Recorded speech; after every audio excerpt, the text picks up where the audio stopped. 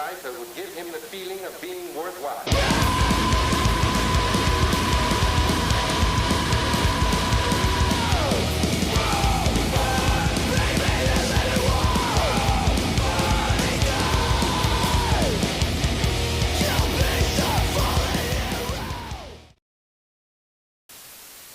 Welcome to another episode of Between Two Amps. We have a very special guest today joining us. You might know him from such bands as Gaining Ground, Mongoloid, Low Speech, Ghost Hunt. And you know how I came to know Tim is through being A&R for Ernie Ball. So give a warm Between Two Amps welcome to Tim Dove. Hello. Live from his kitchen, it looks like, right? This is kitchen actually, at home. I'll give you a spin. This is our showroom here. The Ernie Ball Music Man. Nice. Showroom here in Burbank. I saw that you guys got a little sunburst. Not sunburst. You guys got a silver burst over there? We got a little bit of a silver burst. I'll give you. As we start the interview, I just spotted a silver burst. So this is our Stingray. Oh, nice. It's called the Butcher. Little matching headstock and Ooh, that thing's pretty awesome. Roasted neck. It's a really cool guitar, the block inlays and stuff. The silver burst is a little different than like a Les Paul silver burst, you know. But Yeah. But it's cool. It came out really cool. And we actually, we've talked about putting it on some other instruments just to see what it looks like. But yeah, this cool. is a limited run. I think we did like 35 or 50 worldwide or something like that, and that's it. So it looks cool. Yeah, caught my attention just from the pan. So why is that called the Butcher? Yeah, it's called the Butcher, and this is actually the model that I play the most too. The Stingray, like the offset with the like African mahogany body. It's kind of got like a chunky tone too, if you want it, but it's really cool. It's a cool guitar. So. Nice. So I was asking, why is that called the Butcher? I have no idea. They come up with like random names, man. Like it's funny. Sometimes it's like color based. It'll be like Green Goblin or something. But this one, I'm pretty sure. I think I'll double check. But I'm like 99% sure they named it the Butcher. And let's see. I thought it's just like because they might play it in like heavier bands, the Butcher. I was assuming some limbs were lost at the factory in the process of making it. It's called Governor. Oh, it's a little more highbrow. I don't really know what that means either. So, but yeah, it's obviously it's silver, so it's the Governor. Sure. And then there's like a bass these were all weird names. This one round, there's a bass called the Kingpin. Don't know why. There was another guitar called the Bullhead, Governor, and the Crescendo. Just randomly volume swells on you, like yeah. There you go. Oh, and I'm sure we'll get to it, but I see your amp is still sitting over to your left as well. Yeah. Well, because as we previously discussed, I have a child on the way, so kind of like my office is now turning into an office nursery. So at home, so it's a little easier for me to store amps here. So yeah, I have my amp, I have my other head, and then I actually have my friends who he played in the band Born Low. I don't know if you know them. He lives in Irvine and he has me getting his amp fixed. So I have his JCM here as well. Yeah. But yeah. So going, let's go back to the beginning. So like what was your kind of impetus for music and playing music? Was it did you want to like start playing and see someone playing an instrument or want to play an instrument and then got into punk, or Was it vice versa? Like you heard punk and then you're like, oh, wait, this is something I could do. I should learn how to play an instrument. Sure. A little of both. So where I'm from upstate New York, like an hour north of Albany. So there's not a ton up there as far as a music scene when I was growing up. But at the same time, we are really close to Albany, which is actually the capital of New York, and it's kind of the midway point between New York City and Montreal. So we used to get a lot of tours that come through straight up, to Albany area. Was the venue there Valentine's, right? Yeah, like Valentine's and Saratoga there. Winters and Northern Lights and all of. Yeah. So, but before I even got to, because that's still about 45 minutes to an hour south of me. So so I couldn't drive. So obviously, like when I was really young, I have some uncles that kind of played in like hair metal bands and stuff in Glens Falls, New York. Like that's where my mom's brothers like played music, and we're talking like full on teased out hair, like Nice. Yeah. So that's Fred Z stuff. That's right my there. wheelhouse. Yeah. Like, and so, when we were really young, we would see that. And I think that maybe kind of like caught on a little bit for us. And then I think when I was maybe like 10 or 11, my parents got me like a 3/4 size Cort, like Strat style guitar that looked a lot like Kurt Cobain's. And at the same time, musically, like I didn't have anything that was my own music. My dad listened to like Led Zeppelin and stuff, but then he started to get into like Incubus and like Really? Yeah, like random bands like that. And then my mom was really into like, Genesis and like Rod Stewart and stuff like that. But so it was funny. This was the first time I ever had a CD that I actually was, for me, I was walking through the parking lot at my dad's work. We were like visiting, and I was like 10 or 11, and I found a CD that was like face down, and I picked it up, and it was Nirvana, Nevermind or whatever, and it was all scratched to shit. And then we put it in my dad's computer because that was the only way you could play a CD. And the only track that worked was I think it's Breed, like the That's one of the best songs on that record. Right. And so I was like, as a little kid, I was like, holy shit, like this is so awesome. And it was like fast, which I liked, but I didn't connect those dots yet. And then and then I got that guitar, and my brother like got into drums, and that was kind of how we like got a little bit into music. But then maybe about 2 years later, I was like 13 and my brother was 12. A friend of ours, his mom, worked at like a grocery store, and she was like, "Oh, do you guys want to go see my coworker's band play, like tonight or whatever?" And we were staying at his house, and we're like, "Yeah, sure." She's like, "All right, it's like at a bar, so we're gonna sneak you in."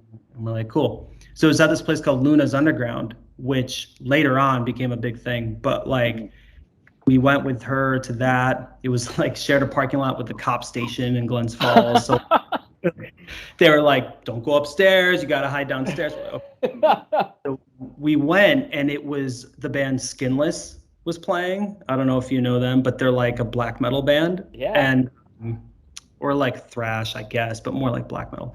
And then I think the coworkers band they were called Shale, and they were another like black metal band. And so, I'm 13, my brother's 12, my friend's 13, and his mom is, just like hanging out with these like grocery store workers. And that was my first like show. Wow. Was there like full on corpse paint and everything, or? Paint, but definitely like burpcore type stuff, like just total like insane. And we were just like, what the fuck is this? And but it was sick, man, and we got super into it just because it was so new to us. It was so different, and like for a small town, like in this place, it was so like, it was crazy to us. And then So then like we kept going back, like we kept finding out when more shows were, and we would bring a couple more friends, and then eventually they actually made it into an all ages, like every Sunday there'd be matinee shows. That's awesome. Yeah. And then it was always metal bands. It wasn't like punk or hardcore bands yet. And then maybe about not even a year into it, and in the meantime we started to try to play in a band together, my brother and I, and we were fucking terrible. And we had 2 bass players. Don't know how that works. And then we eventually some bands would come because we're pretty close to Boston and stuff too. Yeah. Like maybe about 3.5 hours, something like that. This band Embrace Today. I don't know if you know them. Oh, I remember those guys. Yeah. Yeah. So that, funny enough, was the first not only like hardcore punk band I saw, but also like a straight edge band. So Yeah. I wasn't like, I didn't smoke or drink or do anything like that just because like I had really bad asthma. Like it just wasn't for me. Yeah. And then this band came along, and they were like, not only this like music that I ended up liking because it was faster and it kind of had a hook sometimes, but also straight edge. And I was like, oh shit, like that's cool. And that's where like the shift started to happen, where I went from knowing only like weird metal bands like Rebound or like Biohazard played sometimes, or like bands like that. And I started to get more into like kind of like the punk rock hardcore side of it. And my brother stuck with the really heavy type metal stuff, and I went more because I just like the speed of it. But yeah, that was kind of my intro to it. And then, we kept hacking away at trying to be in a band and ended up playing a lot of shows locally, and then started to actually learn how to play a little bit. So what were the bands that you were listening to? I know you found the at least one track of Nirvana Nevermind, but like what was and I'm trying to think back that young. I mean, like the first couple CDs I had that were like that I actually chose was like 9 Inch Nails Broken. But again, the only song I liked was the first song, which is really fast. And then a friend of mine, actually the dude his mom who brought us to that show, he had an older sister, and she gave me a tape, and it was No Effects, and it was Punk and Drublic on one side and Ribbed on the other. So so like I had that. And then it was anything that was really local coming through. So I got really into this band like Closer Than Kin. Definitely got into like Most Precious Blood, or bands like that were like semi-local, but we would see them a lot because the internet wasn't, you didn't find music yet, so it wasn't a thing yet. And then we had Equal Vision Records, was only barely an hour away, so anything Equal Vision Records was on my radar too. That's what I was just gonna say. It's like they were in Stuyvesant Falls, I remember. So it wasn't too far from working at later in life. Oh, you worked at EVR for a while? Well, I worked at Merch Now. The merch company. In between college stuff, I would go to, which was fucking rad. All we did was pick orders and skate through the hallways and like go to Taco Bell. It was the perfect job. So that's great. Did any of those bands like that you started seeing at first like influence your gear? Like as far as like, you said you had a Cork guitar was the first thing you got. And then you said that your family, you had like uncles and stuff that played music. Did they kind of influence you? Be like, oh, hey, you should get this guitar, you should get this amp, or? I will say, at first it was whatever I could get my hands on is what I played. Yeah. So that was like, I had the first amp I had. Well, the first amp I had was a Dean Markley combo amp, and then when I was like 14, I was like 14. I was like, we had started to go see these shows a little bit more, and I was like, I don't know what this thing is, but it's like 4 speakers and it's in the cab, but I didn't know how to explain it. Yeah. Trying to make my own, I took 4 like stereo speakers and nailed them all together, and then put my amp on top and wired it to all of the speakers. Yes. And turned it on. It worked for about 10 seconds, and then it did like a classic burn, and it like smoked. And I burnt the transformer and all that. My dad still has the amp just because he's like, you're an idiot, so I have to keep this. Like, So we still have it in the basement. That's pretty inventive, though, I will say. I mean, I was like, I don't know, Yeah. and I even covered it with a sheet because I knew like there's Tolex on it, but I didn't really understand. It's just, but so that didn't work. And then I got a my uncle gave me this like PV. It was actually like a bass amp. I think it was called like the Mark IV. I've seen them before, like I've seen them now, but they're like, you know, old school with like the EQ levels on them and stuff. And then I would just run a Boss overdrive through it, and then we kind of like cobbed together kind of like a semi PA, and I ran it through the PA. And that was like what my brother and I would do. And then we had a couple friends in the area that we started to play in a band as. And guitar wise, my parents got me, after that court, got me this like Epiphone Les Paul Jr. like double cutaway with like with the dog ear P90 pickup on it.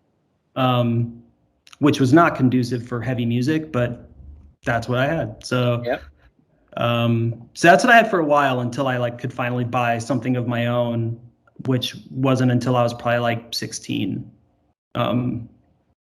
So there wasn't really a lot of influence. It was more like, what can I get? Yeah. I mean, that's usually the case with a lot of people. That was for me too. And then, you know, once you get a job, you're like, oh, I'm going to buy a crate, because that was my first head, was a crate. I mean, my first one that I bought with like my money, I was like, I'm going to get a crate because Earth Crisis plays a crate, or, you know, whatever band it was. And it's, you know. I did eventually, like when I started to deliver pizzas when I was 16, and I put a guitar on layaway for a year at this shop called Parkway Music, which is it's still there. It's in Clifton Park, New York area. And it was an SG, like a faded SG. And I got that because bands like Closer Than Kin and a bunch of like of those hardcore punk bands, I kept seeing SGs at the, so this is, you know, this is 2000-ish, 1999, 2000. So I don't know, maybe that was a popular guitar at the time. And that was one with that had the moon inlay on it? I didn't have that one. Mine was just like the standard one. Okay. Yeah, but yes, that same like the brown wood. Yeah, my touring guitar at that time was an SG, and it was a 72 SG, brown, and I still have it. It had a Bigsby on it. And I was an idiot at the time. I didn't know, like, oh, it's gonna be worth something. So I just like throw it around, and it fucking broke in half in 3 pieces. And then, you know, fucking got it fixed, probably in like late 2000s. And it's still like a guitar that I try not to play live, but I love SGs. They're a great guitar. They're such a pain in the ass, but I still love them. Like, you know, and that became my main touring guitar, even through like gaining ground and everything. That was my guitar. I still have it. It's all like dug out and all that from my pick, and you know, it looks fucking cool. And but yeah, that was definitely like the first thing I had bought another guitar before that from a pawn shop, like $160 Les Paul, which I also still have. But that SG was the first one that was like brand new. I put like $5 or $10 a week on it until it was paid off, and then, you know, that was my guitar. So dude, that's right. So what was the Les Paul? Was it like a Hondo Les Paul, or it was like an Epiphone Les Paul special or something like that. Super ugly, like cherry burst, but it was at this guitar shop in Glens Falls that did pretty. We would always hang out there. The guy was really nice to us, and he would let us just like come hang out, and we would play all the guitars and just like fart around. And he had this one Les Paul. It was like, I think it was like $160, and I like had been, you know, doing typical kid shit to try to save money. And that was the first guitar I bought myself, was that guitar.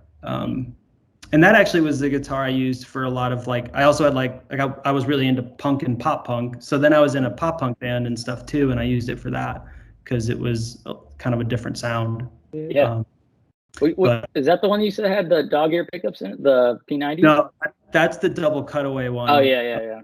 That was the one my parents got me, which I still have, and I don't throw stuff away or sell stuff really. I'm like bad good. at that. Yeah. Years later, when I moved here to California, a friend of mine who runs a guitar shop, basically I brought in that guitar and I was like, how can we like make this playable? Because it was like, it was pretty trash at that point. And we like gutted it, got a really rad like Curtis Novak pickup for it, put like a whole new bridge and like all this stuff. And he goes, you officially have the most expensive, cheap ass guitar out there. I was like, thanks, man.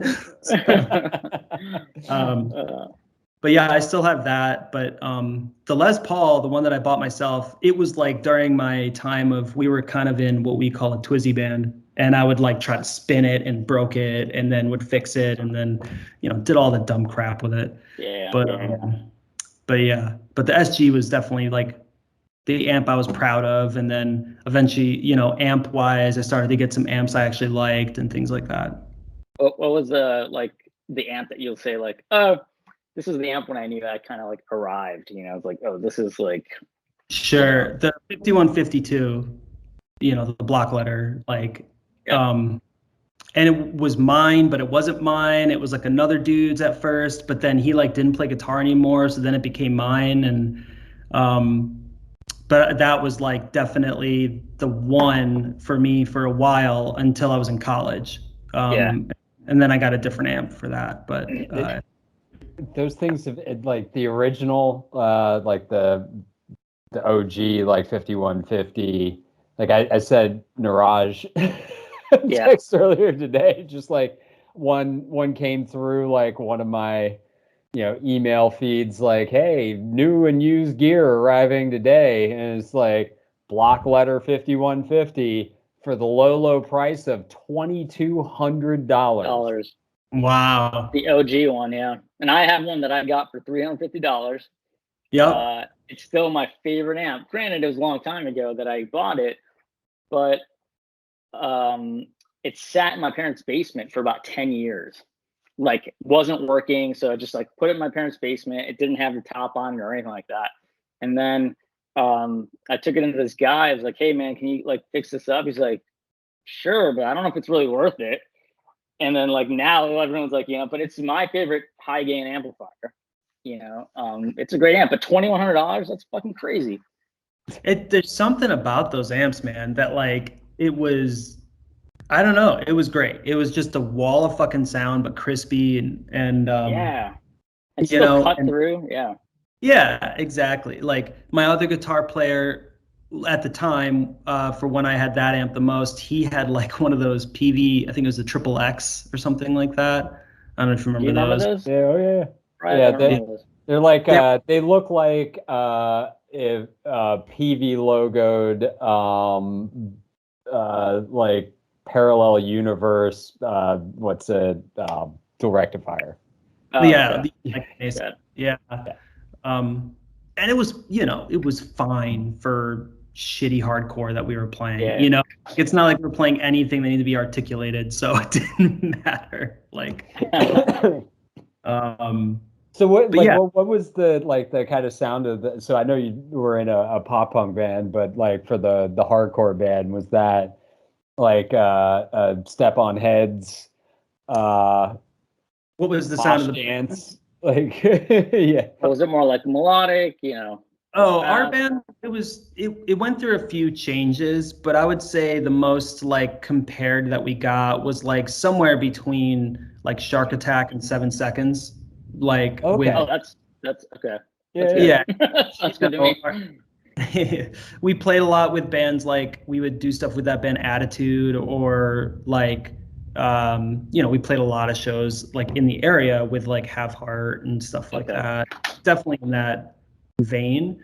But we were weird because we would do these like, we had songs that were really fast, kind of thrashy, and then we had songs that were a little bit more like melodic-esque, but it wasn't like screaming, it was more like yelling and stuff. And my singer was super smart, which I didn't really figure out till way later, but then I was like reading his lyrics, I was like, damn, this dude was like on it. We would, we were dumb. Like Yeah. We play shows with like Think I Care, Embrace War and stuff, but then we would also go on tour and do stuff with like Amir and Casey Train or something, and we would fit on both bills. I don't know why. It's just kind of the way we were, and we like to have fun and like play faster and faster. Like if people, I don't know. It was just we never did well on record. We always like turned it over live. So at some point it always worked that way. But yeah, that was Gaining Ground. That was mostly like just kind of straightforward, like New York hardcore type stuff. So did you start doing like tours in high school or? Yeah, pretty much in high school, I booked everything. Oh, wow. And yeah, so we kind of like learned as we went, but my brother and I would book stuff like locally and everything. And then when we started to do like little weekend stuff, because we were like, oh, these guys, like, because they would come to Glens Falls and we would become friends. So then we're like, oh, Ruiner said like come play some shows with them, or like, oh, let's go to Fall River and do some stuff, or stuff like that. And then as I got into college and the internet and all of that was a little bit easier to navigate, I just booked tours like in between. I got like this master. I don't know how I got it, but this like master contact list. I want to say from Sean from Verse. I know I can't say that name anymore, but like, but he was like really nice and gave me this contact list, and then I just started blowing people up, being like, "Hey, we're coming." I would just like basically pretend the tour's happening, and I'd be like, "We're coming through on this day." Yeah. And do you have a show we can hop on? And it would fucking work. And just hustle and do a lot of weekend and week-long East Coast tours, and then eventually we did the first U.S. tour that I booked, which went well. I mean, that's awesome. That's great. Yeah, I mean, it was, but this is like the day of I booked stuff through like MySpace. Super easy to do that. We also didn't have GPS. I had like a binder and I had all the printout, MapQuest. Thomas Brothers guide. Yeah, and but it worked. That's how we did it. And yeah, it's funny. Like that's how like the first U.S. tour that Darkest Hour did was Mike Schleibaum was playing in Battery like the summer before we went out on our first U.S. tour. He was just like made a binder of every single promoter of every show that Battery played on that tour, and then was just we hit them all up for the next summer, and that was it. So some of the shows got canceled, but we made it. Oh, we definitely had a few where we like showed up and they're like, "Oh yeah, the show got canceled," and they didn't tell us, and we'd be like, "Cool, well, Panera it is. Let's go." Because the first U.S. tour we did, and we had a binder of MapQuest directions. Which I was like, oh, okay, cool. At that time it was like, great, this is the best thing ever because you don't have to fucking call the promoter, write down directions. Right. And I would even like right at the top from venue to venue, it's like a 4.6 hour drive or something. Yeah. I'd find other places we can go. Like I was very like nerdy about it because we didn't have cell phones. We didn't really make any money, so it was money. What? What's that? And that's what we did. Like we were playing and getting paid to play when we were in high school, which was crazy.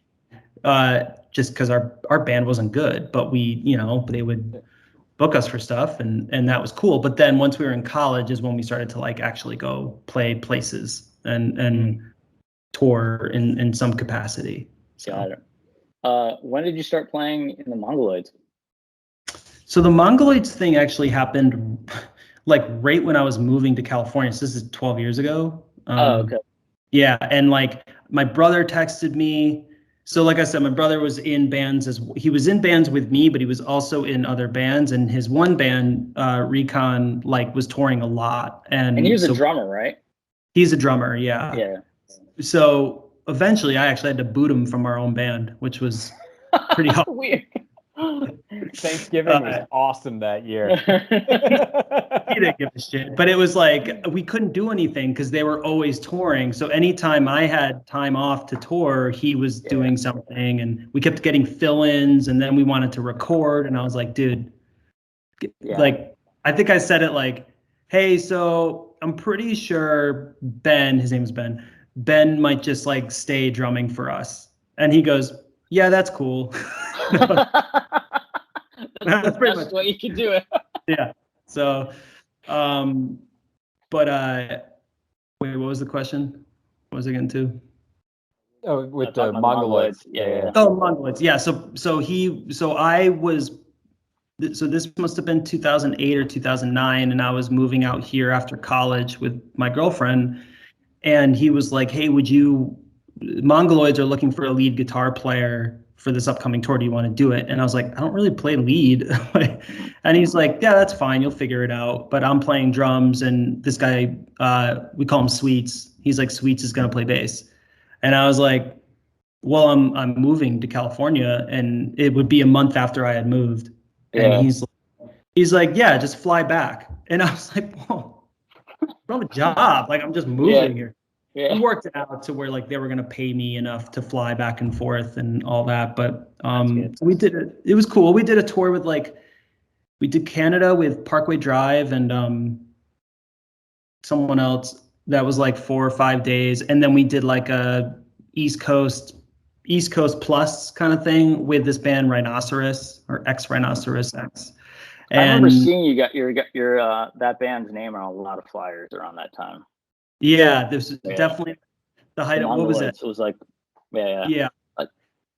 But he went through a lot, so Greg, the singer, went through a lot of like member changes for multiple reasons, I guess. So, but it was funny, man. Our first show, so I flew back. So we figured it out. Flew to California. I was here for about 3 weeks. Then I flew back and learned all the songs while I was here, and then got there.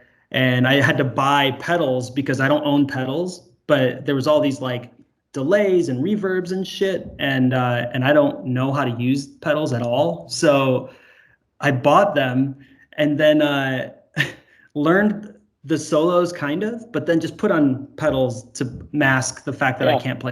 That's great. That's my ML right there. Totally worked. And then I didn't have a pedal board.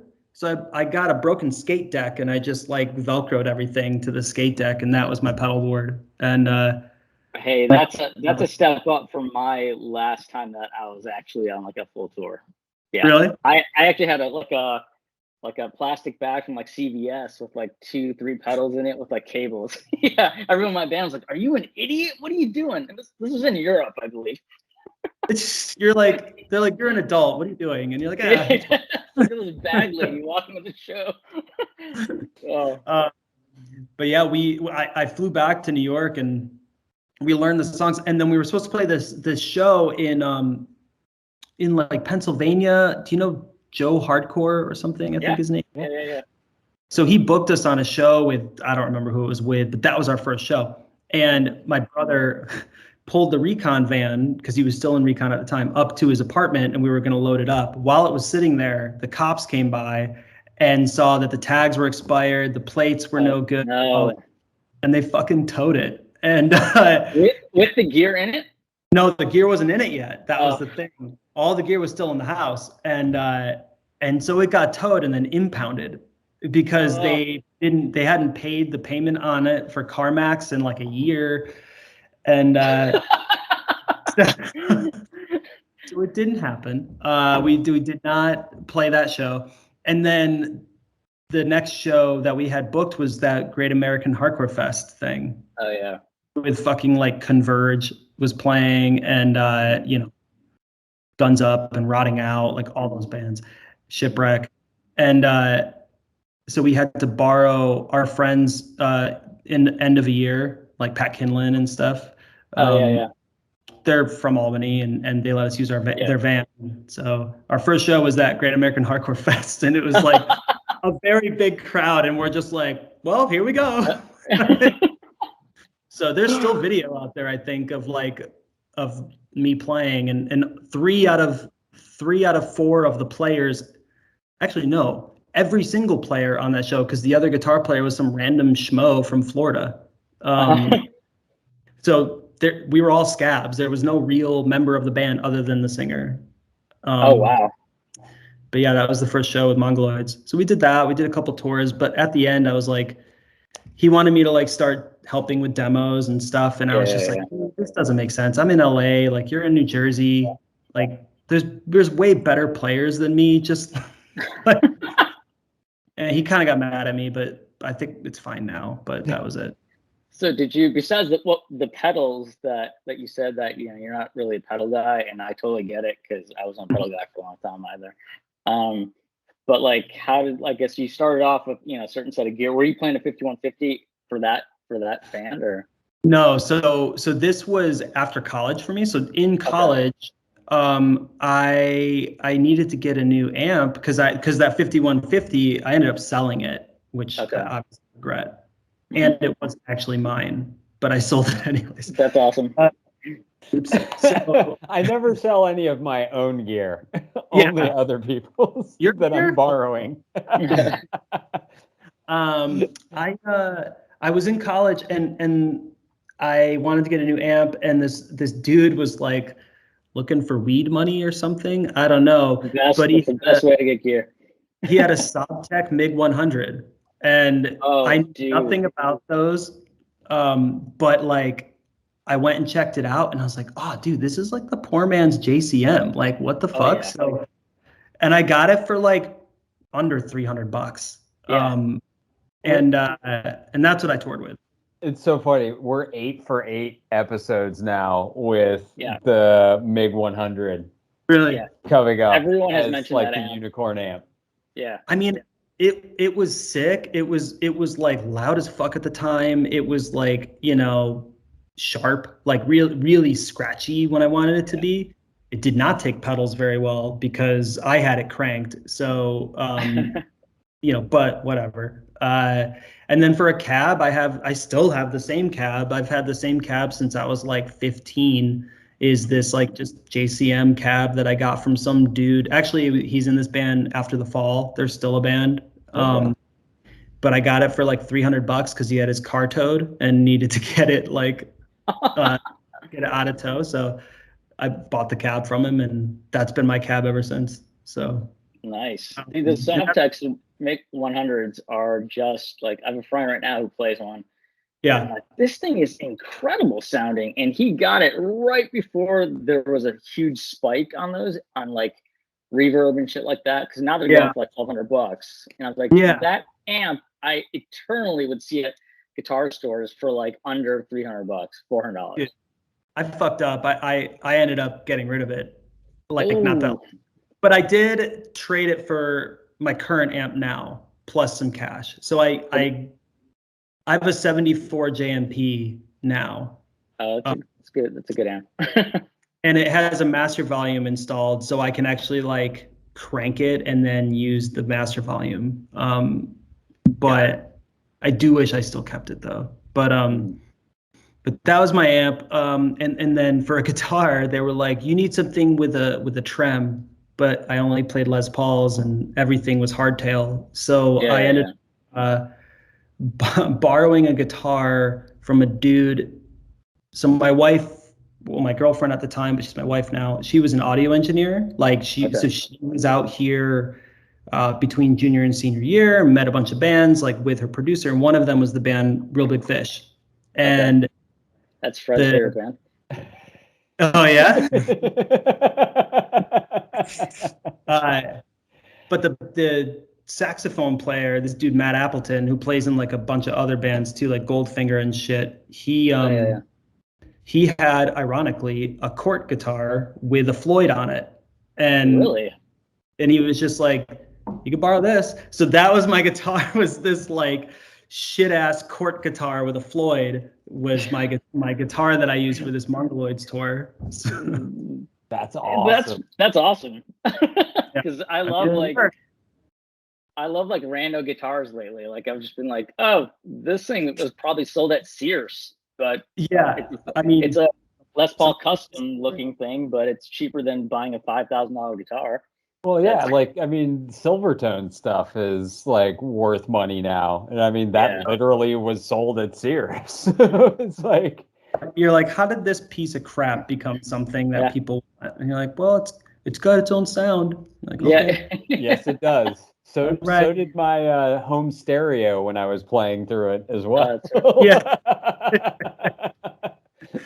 I was trying to find, I had photos of this guitar on my phone. I think I just deleted them because I found like a random folder of photos from that Great American Hardcore Fest. And it's like me with that guitar. And I was like, what color is it? It was black. Black. You know, it was pretty whatever, like, but it worked. Was it like a metal guitar? Like one that's more like a Charvel kind of Jackson looking thing? Definitely. Okay. Yeah, but it wasn't it wasn't good. I'll say that. Anything with a Floyd Rose, I just assume. Yeah, it's a safe bet for sure. But I found these photos. These are pretty funny. So this is my Les Paul double cutaway. I don't know if you could see that, but I had bleach blonde hair. Nice. And oh, that's killer. That was probably like my first like legit guitar, I guess. Yeah, I'm looking forward to it at the end of the show when we're doing the live bleaching of your hair. Like that's gonna be awesome. I'm gonna bleach my hair too and my mustache. Yeah, everybody's gonna bleach. It's gonna be great. I thought it was Tom DeLonge did it in the Josie video, so I was like, well, I'm gonna do it then. Didn't look good. Mistake. My girlfriend at the time was not happy about it either. She's like, you look like a fucking idiot. And I was like, cool. Yeah. Oh, so did you? So I know you mentioned at least attempting to record early on. Like, what was that experience like? Were you going to like a local studio, or did you try and like get like a 4-track and make your own demos, or all of the above? Yeah. We did all of that. Yeah. I mean, when we were 12, 13, 14, we would record, to the boombox with a shirt over it facing the other way so it wouldn't like blast out. And then someone got a 4-track, like a Tascam one, and we started to use that a little bit. And that became our first demos and our band was called Bliss. We were very bad.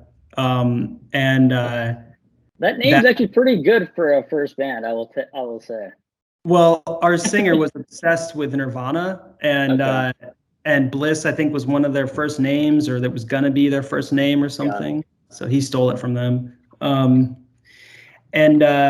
then we did find and then in high school, we were big in the music department. Like I played stand-up bass and guitar in like the jazz band and stuff, even though I didn't know how to read the music. So oh, really?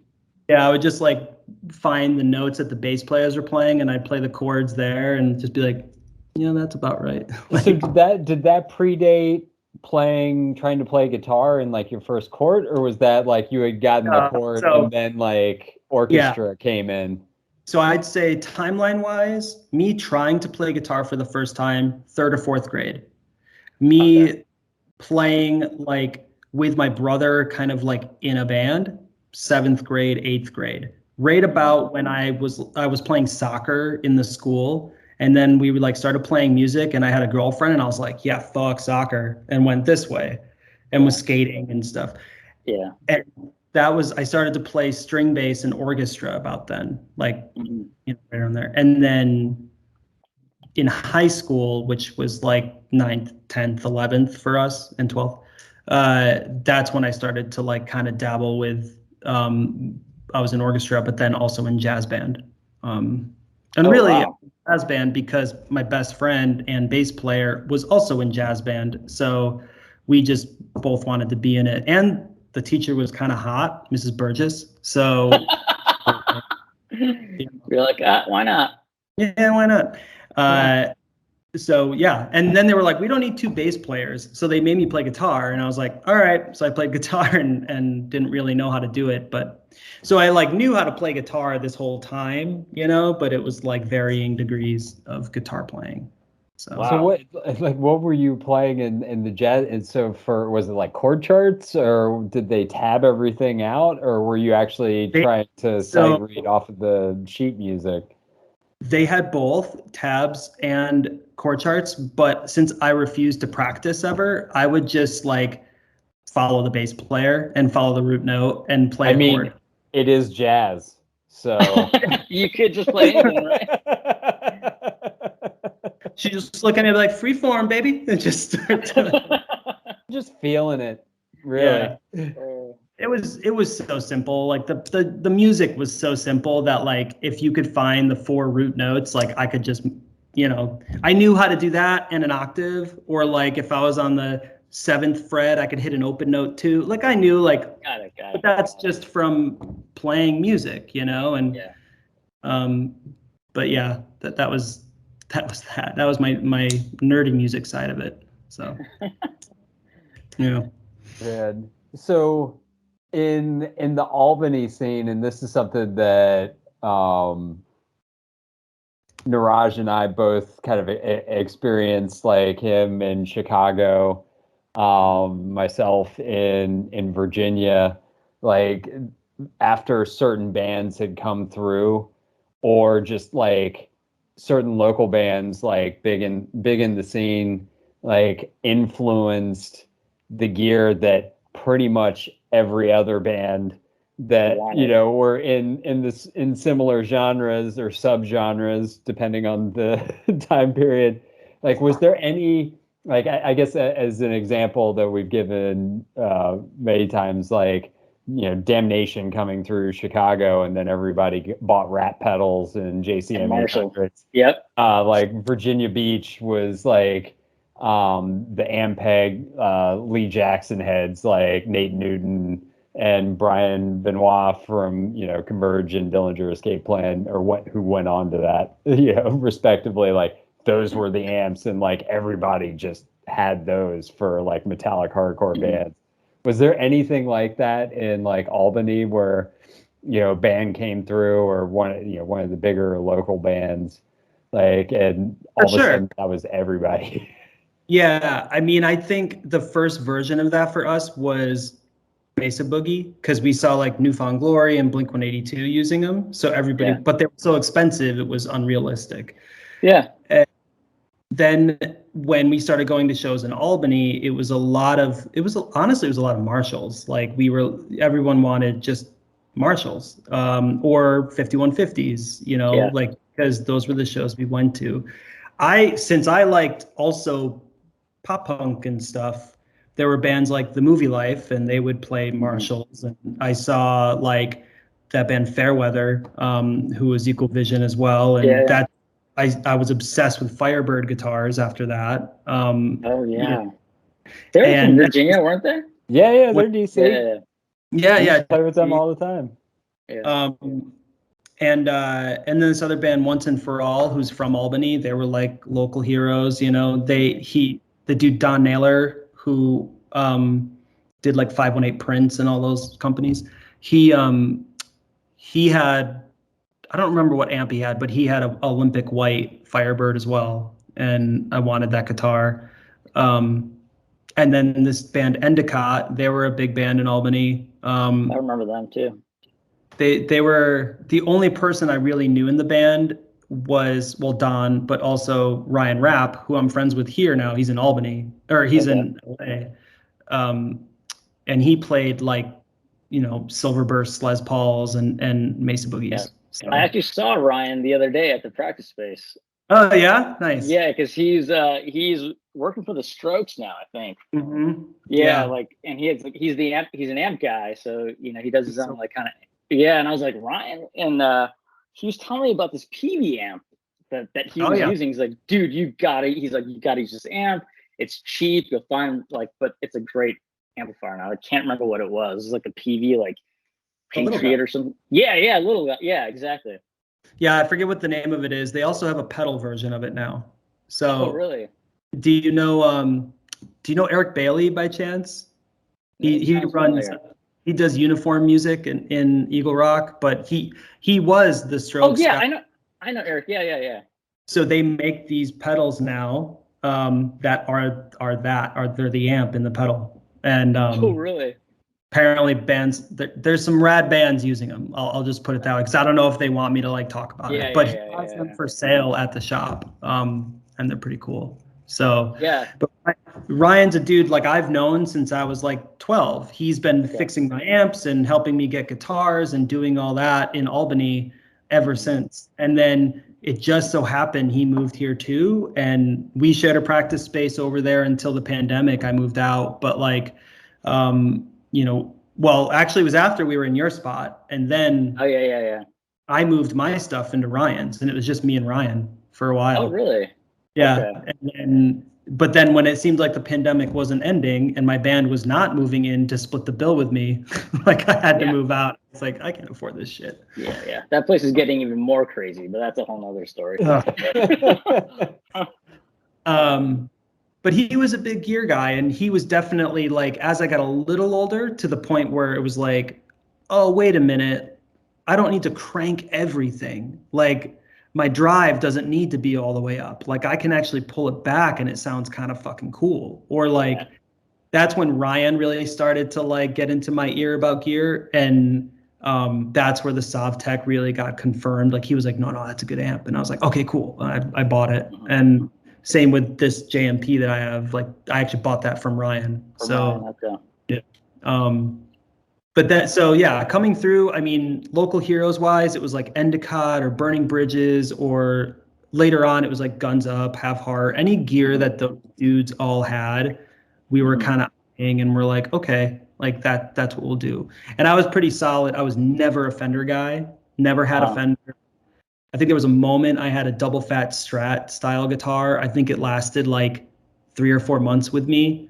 And then I tried to change the strings and I fucked up the bridge, and I literally like just gave it away. I was like, I don't want this. Unfixable. I was like, it's dead to me. I don't want it. I was always just Gibson stuff for whatever reason. I get it. I was not a Fender guy for a long time. Then I started playing Fenders, and I love them, but they're definitely not a guitar that I'd use for. I mean, I have used actually Godclutter. I use a Fender, but it's modded, and actually Eric worked on that guitar. I forget. Really? Yeah. And he just modified it so I could play like lower tunings with like really heavy. And it's got 2 humbuckers in it, but I still cannot get myself to play a Strat. Yeah, it's too dad for me. I mean, we have.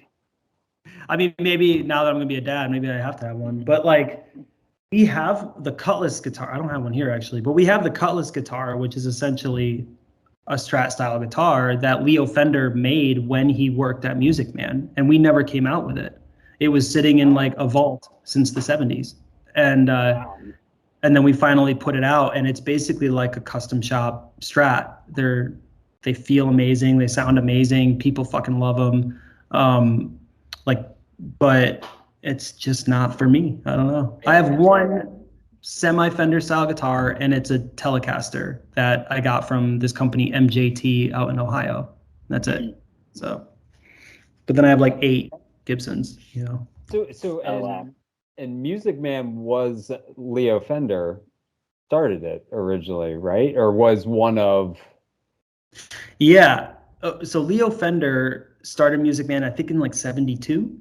It was when he sold Fender to CBS. Right. And then he went and started Music Man with like Tom Walker, I think, from GNL. I think his name's Tom Walker. Oh, okay.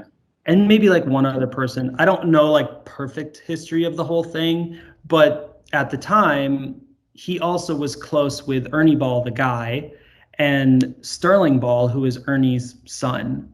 And Sterling Ball was like Leo Fender's beta tester for all the Stingray basses and everything at first. So we were already in cahoots with Music Man from day one. And then, 10 years later or so, when Leo decided to sell the company, they just sold it outright to Ernie Ball. So that's why Wow. it's been ours ever since. And we didn't even move. The factory's still in the same exact place. Everything is still made in California. Like we literally just moved to the building behind it because we outgrew the smaller one in the front. Yeah. So. Wow. Well, one thing I was curious about, and I know some of the secret sauce you can't divulge, but just being A&R for Ernie Ball and seeing a lot of new bands coming up, like what are some of the gear trends like for some of your punk artists or any artist, I guess, for that matter, that is different or some maybe surprising from our roots in similar punk and hardcore scenes? Like I would say number one, most people don't know what they're playing. Like the bigger the band, the less they actually know what's on their guitars, what their signal chain is. Like it's amazing. Wow. Dumb, but I think they just get so past us like being like, well, maybe if I do this, I'll play better, or maybe if I do this, it'll sound good. So I'd say that's a big surprise to me, is the further I get into this, the less people actually kind of know. But I think, for like punk bands and stuff, like I learned some stuff like bands that use a wound G string on their guitars because it helps fill out the sound a little bit more, especially if a three-piece, like bands like Alkaline Trio and stuff, they always play a wound G set because it just sounds a little bit fuller, just a smidge. But but that's something. Strings wise, trends that I've seen kind of like popping up now is a lot of flat wound electric strings have been a big thing. Interesting. Yeah, it's like that jangle thing, the whole like Roland and all that type amp sound. Got it. For whatever reason. Baritone, obviously, like baritone's been getting bigger and bigger all the time. Yeah, I was actually debating on getting a baritone for a while.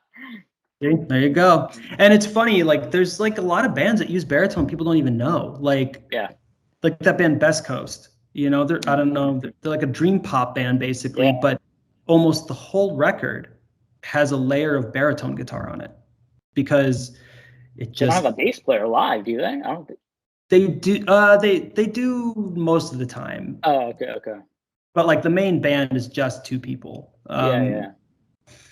But yeah, I mean, and I think it's another thing, and this isn't a trend of gear, but it's like a trend of gear mindset that I've been noticing is really like the collection of guitars as baseball cards, like where there's very like little, I don't want to say little value, but like the wandering eye of the next guitar is getting crazier and crazier because one, there's so much out there now. There's so many small companies and big companies.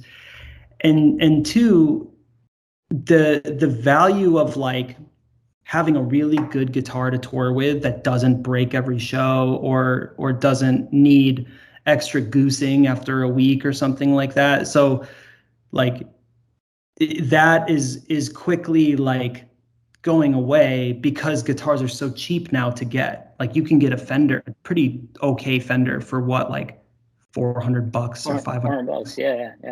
And if you're an endorsed artist, they fucking throw them at you. So and I think that is a trend that doesn't, I don't know if it's going to change, but people don't really shift it until they're like multiple years into the consistent touring game where they're like, I don't want to have 40 guitars. I want to have 3. Can I just have like 3 really good guitars that I can depend on? That's not to slam any company. It's more like the mindset of like having 48 colors is not really like worth the squeeze, man. Like, try to think about what you really want and build something cool, any. So. And it's so great. Like every year after NAMM, like walking around the halls there, it's just like where do all these guitars go? Like, no one's buying all of these guitars. Like, there's like, is there just like a dump somewhere in Ohio that's just like stockpiled with all the surplus guitars? I mean, the way we work, like, I can only speak for us, but the way Music Man works is like everything is made to order. So like we don't even have a warehouse of guitars. We have a warehouse of wood, and you have to order your instrument. An invoice gets basically stapled to the end of a piece of wood, and that's going to be your guitar in 3 months, whatever it's going to be. Especially for artists, like artists is very like one-on-one. We work with whoever to make it. But after NAMM, all those pieces do become artist pieces. So we have like, it's kind of nice for us because we finally have a warehouse of shit. So like when people go, hey, you know, I'm going on tour, do you have a blah, blah, blah? And I'll be like, well, I don't have the red one, but I got the black one. You know, like, we get those. But yeah, I mean, you got to think of it kind of, it's also merchandising, right? I mean, at the end of the day, every company is fighting for shelf space, for merchandising space. So if you don't come out with new stuff, your space gets taken by somebody else, which is new. And interesting. Okay. So you kind of have to come out with something new, even if it's a new color and you're like, we didn't want to do that, but to keep our spot fresh and on the shelf at Guitar Center or whatever it is, you have to come out with stuff. So it's like coming out with a record and being told you got to come out with a record to stay relevant. It's kind of that same mindset, except we physically lose the shelf space. So that's another reason why you just see, why did Fender come out with a 45th fucking artist series campaign? You know, and you're like, well, they kind of have to. So got it. Yeah.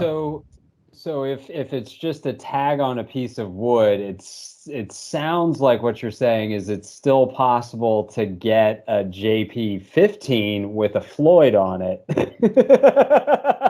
can still make them. Oh yeah. Yeah. Well, I just made a couple for people. So the other thing about our company is like nothing really truly goes away. Like we have the capability of making anything, but we have shifted. So all of our machinery is proprietary. So like if we, let's say I was just trying to, you know, that dude Fluff, Riffs, Beards and Gear, that dude. So he really wants a baritone JP. And I want to make him one, but we literally don't have the program anymore to make it. So for us to be able to make, because we've made new machinery since we stopped making that guitar. So to reprogram the program for it, we have to have the okay to do that. And that has to come, you know, from the Ball family, but also kind of has to come from John Petrucci. So if Petrucci says, hey, I'm going to start using the baritone again and I'd like to make some more, cool, well, we can make some more. But until that happens, we can't make a new one. So with the JP15, it's kind of the same thing because it's the only JP with a Floyd. Or sorry, JP16. JP16. Yeah, I was just saying, like, I mean, you already have the 15, and it's got a trem route on it. I mean, it's not that much different for a Floyd. Right? You never know, man. They what you guys are talking about, I have no idea. Like, I was like, what? JP who? John what? Who? John Petrucci, Dream Theater, is our #1 selling guitar in the history of the company. And wow, okay. I mean, even above the EVH, just because we've been doing it for 20 years now. So he just had his 20th anniversary last year with Music Man. Okay, interesting. Yeah. Dream Theater. It's weird, man. Like I don't know if this stat is true, but I've heard it repeated multiple times within the company, is that it is possibly the #1 most sold signature guitar behind the Les Paul. And I don't know if that's in America or worldwide, but I actually wouldn't doubt it, because most people who listen to Dream Theater, I'm assuming, are also musicians, guitar player, because they strike me as a musician's band, because they're like a prog rock band. So I would totally see them being like, oh yeah, I want that guitar because this guy, you know, the head of, you know, guys like the main guy in Dream Theater plays that guitar. I could totally see that. Yeah, it is. It's that. It's also, it's what we've noticed is that it's also now taken on a new world of like, it's like, trying to think of like, you've kind of like, there's a lot of guitars or whatever where you're like, oh, well, you want to play heavy music, you need to have a blah, blah, blah. Yeah. Or, I don't know, I don't even know anymore, but like at the time it was like LTDs or something, like, oh, you want to play in a mosh band, like you probably want to get like an LTD or something, or maybe an Ibanez, but even the Ibanez were too shreddy. You want something chunky, right? Yeah. So the JP line has now become this kind of like virtuoso guitar player. It's not even for John. And but then I see like country bands using them, like or the dude from 1975, like one of his main guitars is a John Petrucci. It's a JP6, but it's all paint splat. Wow. Yeah. And it's because it has this very specific coil split out of phase sound that he uses for all the 80s sounding stuff. So weird. That is like some scientific, that's like professor shit. I have no idea how that even work. Yeah, we don't even know how it happened, because really that's not right. We're like, that didn't do that. So someone modded it. I was like, cool, man. All right, yeah, keep doing it. So yeah. But that, I guess like one question, I guess, before we like wrap it up is Fred, do you have anything to say? I thought you were gonna say something. No, I don't know. Now that Low Speech is your band that you play in right now, which is more like kind of like indie rock, right? We say like kind of like pop punk, not pop punk, but like Jawbreaker-ish, like that vein, kind of ish. Yeah, right. That's a compliment, but I'll take it. Yeah. I mean, that's what I took away from it. What gear do you like have you had always? Like you could not be in another band without like, if you start a band, like for me, it's, whatever it may be, like a pedal, or, I need this guitar, I need this amp, whatever. What's do you have anything like that for you? I think like I've tried to get different amps, and I think I'll never not be able to play like a Marshall, like a JMP type thing. I got like I was sitting right here like a Fender Supersonic, and I was like, yeah, maybe that'll be, because I tried to do like a Hot Rod DeVille and all that stuff, and it doesn't work for me.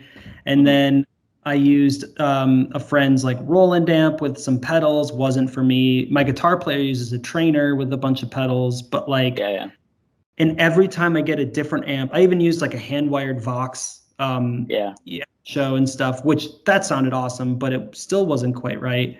I ended up just trying to tweak it to make it sound like my JMP. So I think that's just, let me back up a little bit. When you said bands that come through that like inspire your sound, there's two for me. Guitar playing style is, I don't know if this is weird for you, is American Nightmare. Like the guitar playing style for me, all those like extra hits of the open bottom notes and like just the sloppy playing, but also not that sloppy, was I still play like that. Like 100% still play like that. And then, so that's like that part of my kind of hardcore punk stuff. And then gear-wise, that band Polar Bear Club, they had the most simple like JMP or JCM 800 with a tube screamer and like a Les Paul standard or Les Paul custom. And that was it. You can't go wrong. It's the perfect blend of like open woody sound, and that's exactly what I try to get now, and I probably forever will, because I don't know, every time I try to change amps, I try to go back to making it sound exactly like this, and I'm like, why do I keep trying? Just do this, you fucking idiot. No, I mean, I find myself doing that too, and I'm just like, why am I doing this? I'm just going to go back to playing this guitar, or I'm going to go back to playing this head, it's like, yeah. And it's funny. I mean, I don't think it's just because I've been doing it so long. I think it's not quite right in my head, but it's also like close enough. But I mean, I work with so many artists that when we try to get them to switch instruments, like let's say someone, like I had somebody who had played P bass for like 20 plus years professionally, like as a touring. That's his bass. And then we came out with this passive bass a couple years ago, and he switched to that bass and loved it, toured on it for like a year or two, did some recording with it, whatever. And then eventually like started to get weird about it. And he's like, yeah, I just can't get it to sound like my P bass. And I'm like, well, it's not your P bass. Like, and I got to the point where I literally like, it was like no hard feelings. I was like, hey man, if you want to go back to playing Fenders, like it's totally cool. I don't need to force you to switch instruments. And it's kind of one of those things where you're like, don't just switch to switch. Like if you hear something and you get that out of a different piece of equipment, go do that. But don't try to force it, you know? Because you'll never be happy. So, so I've kind of taken that on now too. I'm like, I'm just gonna stop. I'm gonna keep doing what I'm doing. That's it. Totally. I get it. I remember when we were touring a lot, it was, hey, you guys want to try this guitar? Or you want to try these? I'm like, nah, I'm gonna stick with my like, you know, pawn shop fucking Les Paul that I got. You know, it's just me. It sounds me. You know, it's like I don't want to try anything else. You know, I'm open to try other stuff, but back then it was just like, you know, I didn't know that much, and I was like, you know, I get the fucking best sound I get out of this fucking guitar, this amp. You know, why mess with it? You know. Yeah, exactly. It's like I'll try it just to hear what it sounds like, you know, but unless it like all of a sudden opens up my ears in a totally different way, and I'm not even a tiny semi-pro, like I'm a nothing. So I can only imagine like being a pro of some sort, like this is your living, and then you know people want you to switch on different stuff, and but you also got to keep it interesting, I guess. So I mean, sometimes like we you know, a lot of times we talk about, hey, sometimes you get a guitar and you're like, oh wow, I don't know if I'd play this live, but I'm really able to write some really kick-ass shit just because it's it plays different, the neck is thicker or thinner, whatever it may be. That's happened to be so many times where I was like, there's no way I can play this thing live just because it's not going to give me the same thing that I want. But man, I'm writing some really cool shit on this thing that I don't know if I would have written on a different guitar, you know, or on my old guitar, whatever it may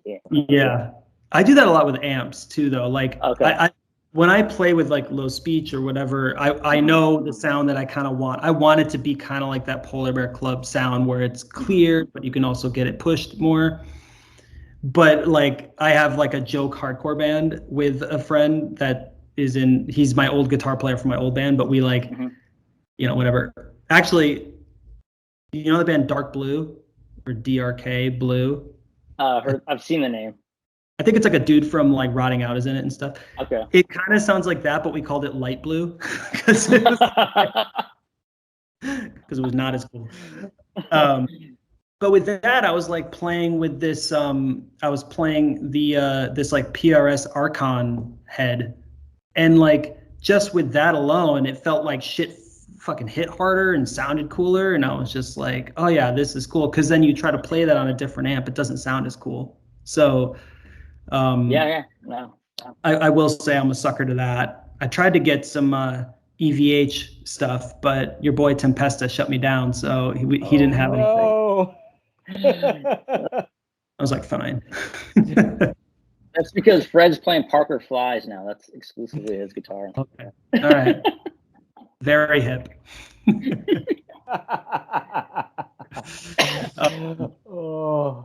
I think, you know, gear's a funny thing like that. I think it's that never-ending quest. Like if you think you have it, you don't fucking have it. Like no way.